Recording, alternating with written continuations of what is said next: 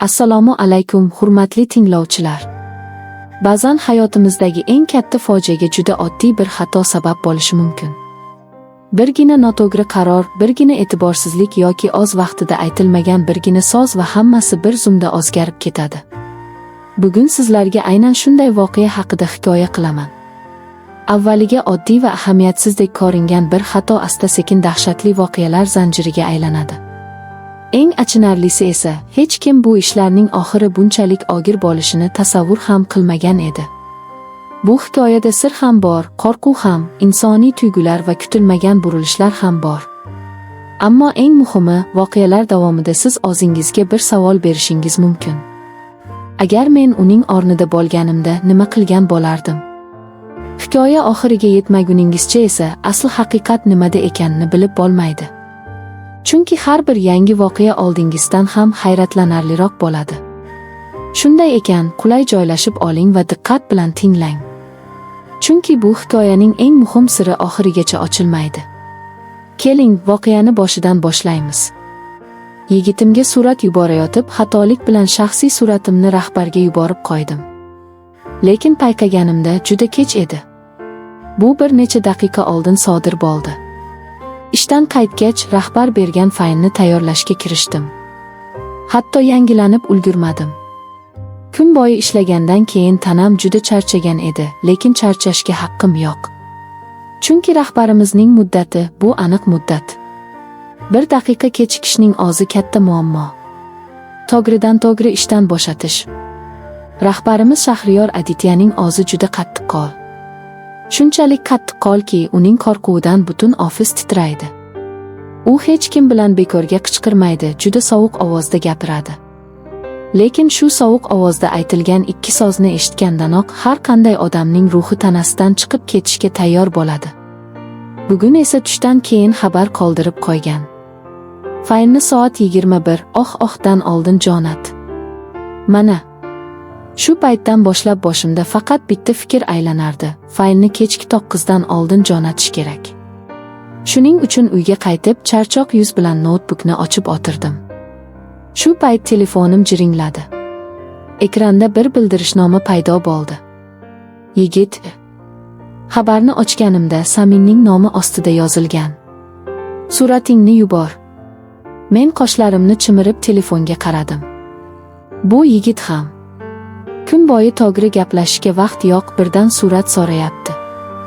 Javob berdim. Hozirmi? Men ishlayapman-ku. Darrov uning javobi. Ha, aynan hozir. Nega? Yubor deyapman, yubor. Bezovtalanib telefonni chetga qo'ydim va yana notebookga qaradim. Samin mening yigitim. Biz bir ofisda ishlaymiz. Lekin munosabatlarimiz haqida ofisda hech kim bilmaydi. Qanday bilsin? Rahbarimizning qo'rquvidan ofisda hech kim boshqasi bilan ortiqcha do'stlashishga jur'at etmaydi. Munosabat haqida gapirish esa mutlaqo mumkin emas. Bundan tashqari, so'nggi paytlarda Samin bilan ham to'g'ri gaplasha olmayapmiz. Ikkimiz ham ish bilan juda bandmiz. Ofisda ko'rishganda uzoqdan bir qarashdan boshqa gaplashish imkoni bo'lmaydi. Shuning uchun ham bola bugun surat olish uchun shunchalik xirillashayotgandir. Telefon yana jiringladi. Jonim, bitta surat yubor. Iltimos. Men istamagan holda kulib yubordim. Voy, qanday jonga tegadigan. Shu payt yana bir bildirishnoma keldi. Bu safar ekranda rahbar so'zi ko'rindi. Kulgim bir zumda yo'qoldi. Xabarni ochdim. Fayl. Uning ostida yana bir xabar. Men soat 21:00 dan oldin faylni xohlayman, bu aniqdi. Soatga qaradim. Vaqt kam. Mayli, avval faylni tugataman.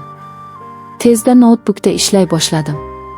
Bir necha daqiqadan so'ng faylni oxirgi marta tekshirdim. Hammasi joyidami deb ko'rib, faylni rahbarga jo'natdim. Jo'natildi. Bir yengillik bilan nafas oldim. Nihoyat ish tugadi. Endi o'zimga qarashga vaqt topdim. Notebook ekranini yopib, ko'zgu oldiga bordim. Sochlarim to'zgigan. Ko'ylakning yoqasi bir yelkamga tushib qolgan. Yuzimda charchoq izlari. Oz qiyofamni ko'rib ozim kulib yubordim. Bu holatda surat so'raydi. Telba.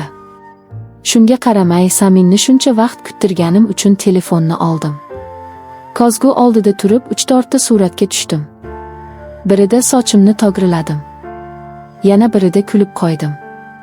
Suratlar yaxshi chiqdi. Suratlarni tanladim. Jo'natdim. Jo'natildi. Bo'ldi. Telefonni karavotga qo'yib dushga kirish uchun ketdim. Bir oz vaqt o'tgach dushdan chiqib xonaga qaytdim. Sochimni artib telefonni oldim. Saminning xabarlarini tekshiraman deb chat ro'yxatini ochdim. Lekin uning yangi xabarini ko'rib to'xtab qoldim. Faylning suratini nega yubording? Qoshlarimni chimirdim. Fayl. Yana bir xabar. Bu bizning ofisdagi oxirgi loyihaning fayli, u bilan ishlayapsan. Buni menga nega yubording? Men bir necha soniya jim ekranga tikilib qoldim. Fayl. Qaysi fayl? Men unga bir oz oldin suratimni. To'satdan ichim gup etib ketdi. Tezda chatning boshiga chiqdim. Saminga nima jo'natganimni ko'rmoqchi bo'lib barmog'im to'xtadi. Ekranda men jo'natgan fayl. Rahbarga bir oz oldin jo'natgan fayl. Yuzimdagi kulgi g'oyib bo'ldi. Yuragim shiddat bilan ura boshladi. Agar men Saminga faylni jo'natgan bo'lsam, unda bir oz oldin jo'natgan suratlarim qani? Tezda chatni tekshirdim. Men Saminga surat jo'natmabman. Rahbarga jo'natgan faylni Saminga yuborganman. Endi men Saminga jo'natmoqchi bo'lgan suratlarimchi? Qo'llarim qaltiray boshladi. Ikkovining chatlari ham oldimda. Birining ismi telefonda saqlangan. Yigit. Ikkinchisi rahbar. Va ikkalasining profil rasmi deyarli bir xil, qora. Qora rasm. Men bir necha soniya ahmoqdek tikilib qoldim. Keyin qaltirayotgan qo'llarim bilan rahbar yozilgan chatni bosdim.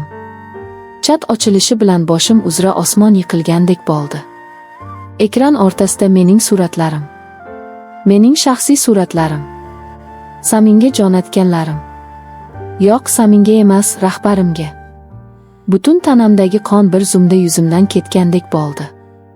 Nafas olishni ham unutdim. Voy Alloh! Ahmoqday bir muddat o'sha chatga tikilib turdim. Hushimga kelganimda suratlarni o'chirish kerakligi esimga tushdi. Shuni o'ylab suratlarni o'chirmoqchi bo'lganimda boshimga yana bir zarba tushgandek bo'ldi. Ko'zlarim surat tagida qotib qoldi. Ikkita ko'k belgi. Ko'rilgan. Qo'lim yarim yo'lda to'xtab qoldi. Rahbar suratlarni allaqachon ko'rib bo'lgan. Men bir muddat hayratda o'tirdim. Boshimda faqat bitta fikr aylanardi. Men rahbarimga o'z shaxsiy suratimni jo'natib qo'ydim. Shu payt telefon yana titrab ketdi. Yangi xabar.